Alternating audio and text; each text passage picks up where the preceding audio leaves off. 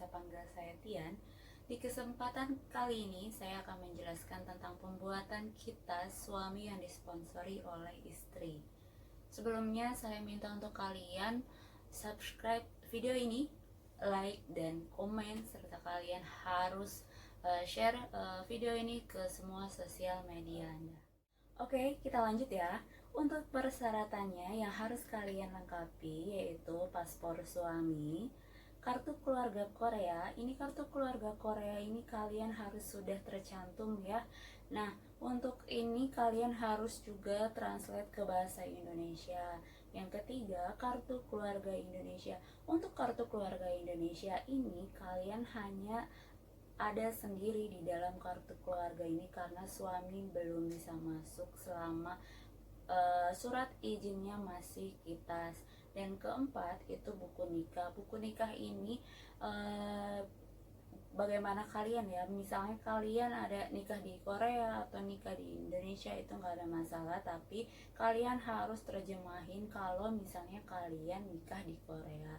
Kelima, kalian harus membuat surat pernyataan sebagai sponsor. Keenam, kalian harus buat surat juga tentang pernyataan bahwa kalian bertanggung jawab atas tinggalnya suami selama di Indonesia. Ketujuh, kalian harus persiapkan juga pas foto suami ukuran 2x3, 3x4, dan 4x6. Nah, untuk persyaratan ini semua nanti saya akan posting kembali untuk foto-fotonya agar kalian bisa lebih jelas lihatnya. Nah, oke, dari sini saya akan membahas terlebih dahulu tentang visa. Kenapa? Karena kalau posisinya kalian sedang ada di Korea bersama suami, kalian harus kasih waktu antara 7 hari sampai 14 hari sebelum kedatangan di Indonesia. Kalian harus melakukan proses pembuatan visa online. Nah, untuk pembuatan visa online, kalian bisa langsung klik link imigrasi resminya di sini. Di sana kalian bisa langsung melakukan visa online, tetapi saya tidak membahas visa itu di sini karena saya waktu itu juga tidak melakukan visa online tersebut sendiri, tetapi saya meminta bantuan kepada rekan.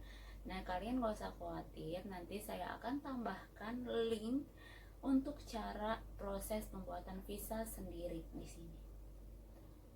Link ini sudah saya buka, jadi saya udah lihat prosesnya seperti apa dan itu hampir sama dengan apa yang teman saya kerjakan. Jadi kalian bisa lihat di situ ya untuk pahami untuk pembuatan visa. Oke, kembali lagi ke kitas. Setelah kalian melengkapi data ini semua, kalian kan sudah ada di Indonesia nih. Jadi kalian setelah dapat visa kan kalian udah ada di Indonesia. Nah, sesudah datang di Indonesia, kalian harus cepat-cepat proses pembuatan kitas. Karena visa tersebut ada batas waktunya. Jadi nanti dikhawatirkan kalau kalian datang di Indonesia tapi masih bermalas-malasan, ya khawatir visa itu hangus gitu. Jadi kalian sempatkan atau usahakan lebih cepat proses kitas ke imigrasi. Untuk datang ke imigrasi, kalian bisa cek dulu di aplikasi imigrasi untuk nomor antrian. Nah, ini nomor antrian ini menurut saya semua imigrasi mungkin sudah melakukan sistem nomor antrian lewat aplikasi secara online. Jadi kalian waktu datang tinggal tunggu nomor antrian kalian dipanggil. Setelah datang di imigrasi, biasanya kalau untuk penyerahan berkas itu di jam pagi, jam 8 sampai jam 11. Kalau untuk pengambilan berkas itu biasanya di jam 1 sampai jam 3. Nah, karena kita mau penyerahan berkas berarti kan di pagi. Kalian harus menyerahkan berkas itu di antara jam 8 sampai jam 10 dan setelah itu kalian akan diberikan form untuk pengajuan pembuatan kitas sponsor istri. Setelah kalian isi, itu harus sesuai dengan data-data yang ada. Nanti kalian akan disuruh menunggu 3 atau 5 hari. Ini selama ini sistem akan cross check data-data kalian sudah valid atau tidak. Nah, pada saat 3 atau 5 hari ini kalian akan dihubungi via telepon atau email tentang diterima atau tidaknya pengajuan KITAS tersebut.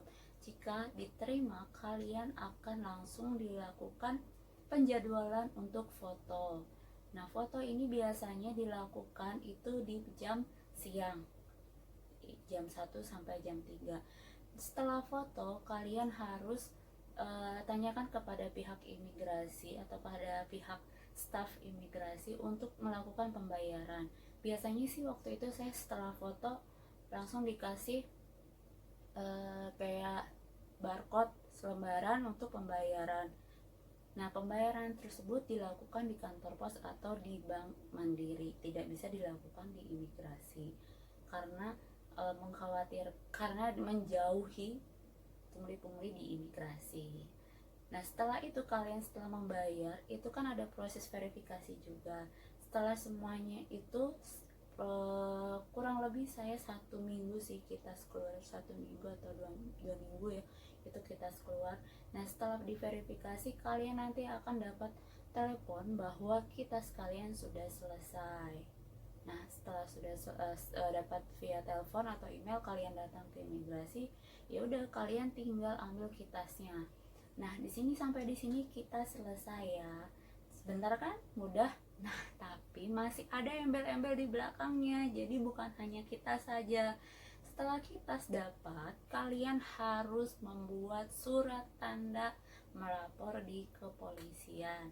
Nanti contohnya ada di sini juga ya, punya suami.